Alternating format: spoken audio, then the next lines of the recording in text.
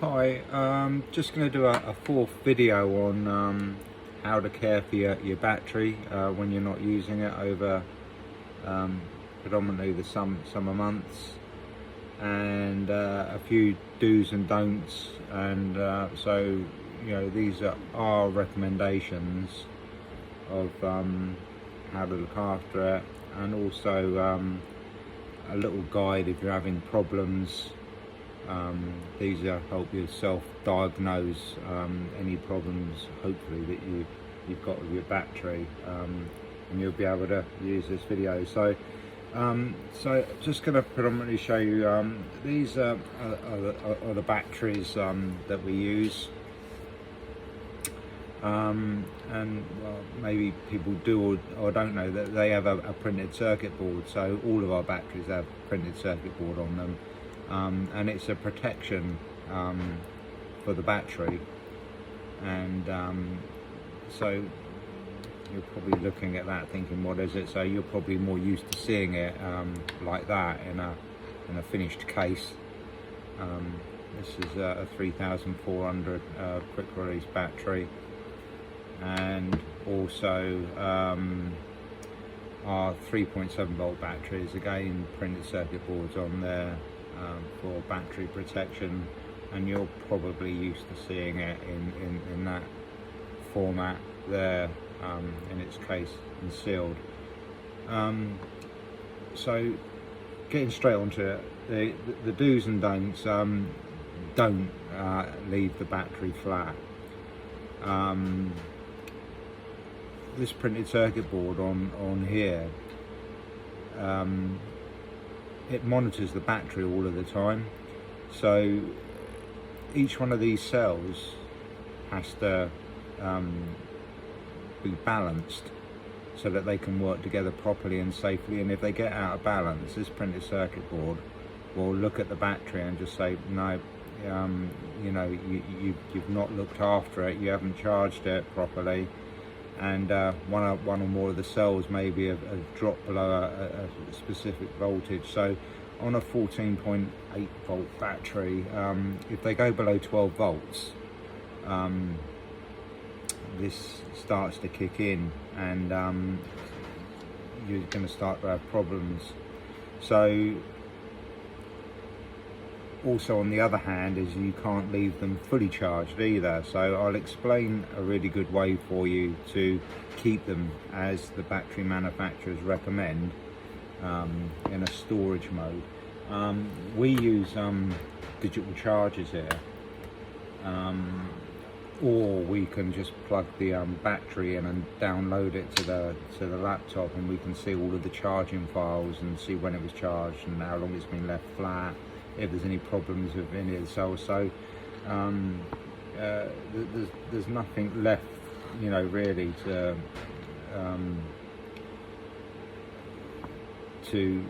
say that it just stopped working, because they just don't do that. What they do is they get to a point where they haven't been looked after properly, that the circuitry kicks in, and it keeps the battery safe and it keeps you safe at the same time as well.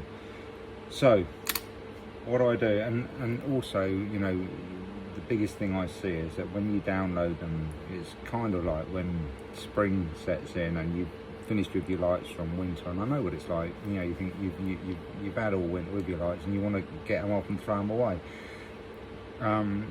in the garage somewhere, and that's your problem if you don't charge them up before you leave them. So what my recommendation is to charge the battery up. Once you've charged it up, and this is the new Gabriel as well, so it's not on the website. So if you're wondering what light I'm using, it's just a new one that's just going to be coming out. It just happened to be at hand. So what you'll see is that when I plug that in, there's an LED in the switch there. So that starts doing few little flashes, and when that stops, it's doing a check, because not only does the lamp have a driver unit in there, which obviously checks the battery as well, and they speak to each other, sort of vice versa as well. So what I recommend, charge your battery up and then run it obviously don't leave it unattended, and if you read in with our manual how we recommend that you should charge your batteries, you know, on a proper base that can't catch on fire and everything like that. That is in the manual to read.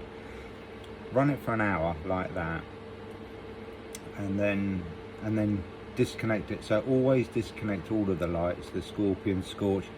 Never leave them plugged in, because the driver boards in there use up power and they'll run your battery down flat. So always leave it disconnected.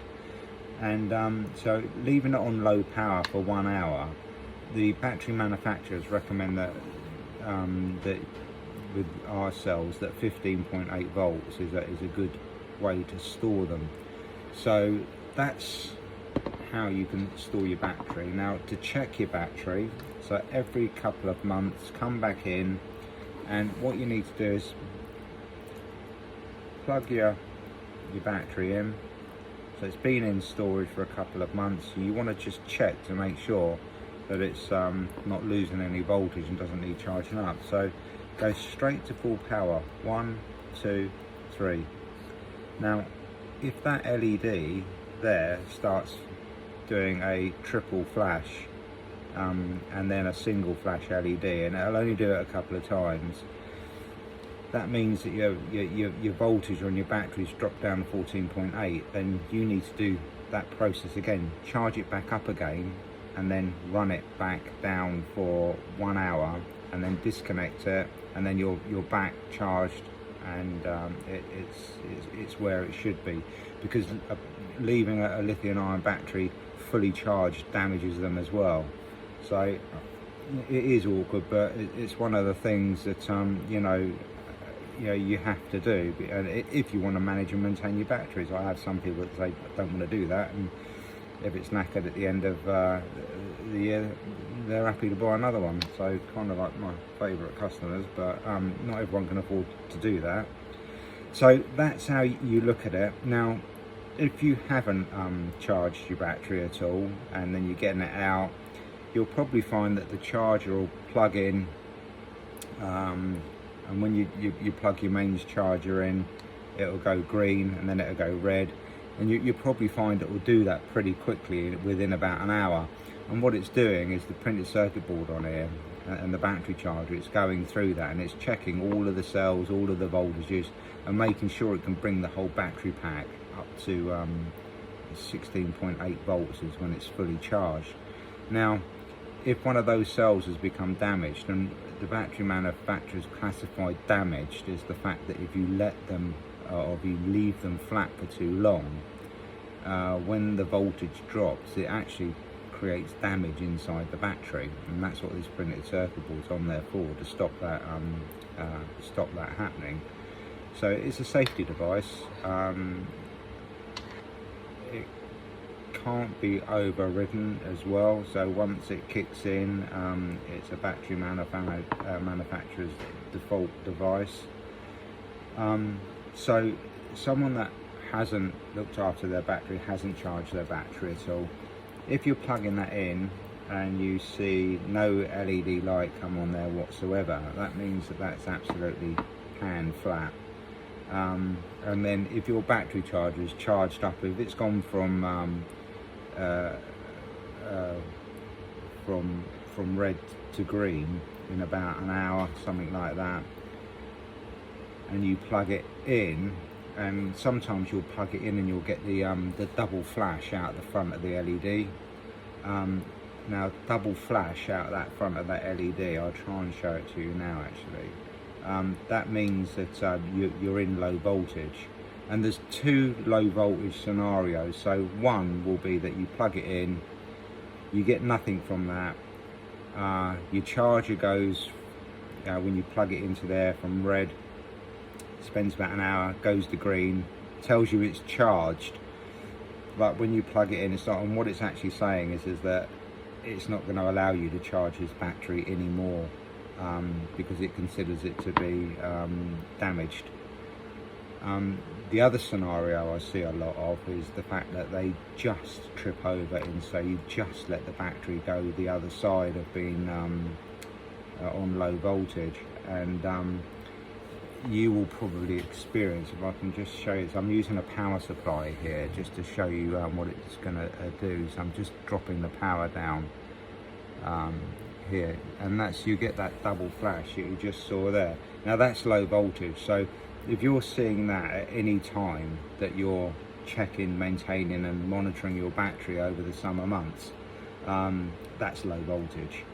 And again, it's not as, it's still a bad situation to be in, but it's slightly better than pan flat. And what most people have probably noticed, that when they've got this double flash scenario, you've allowed the battery to run down to, you know, zero power basically.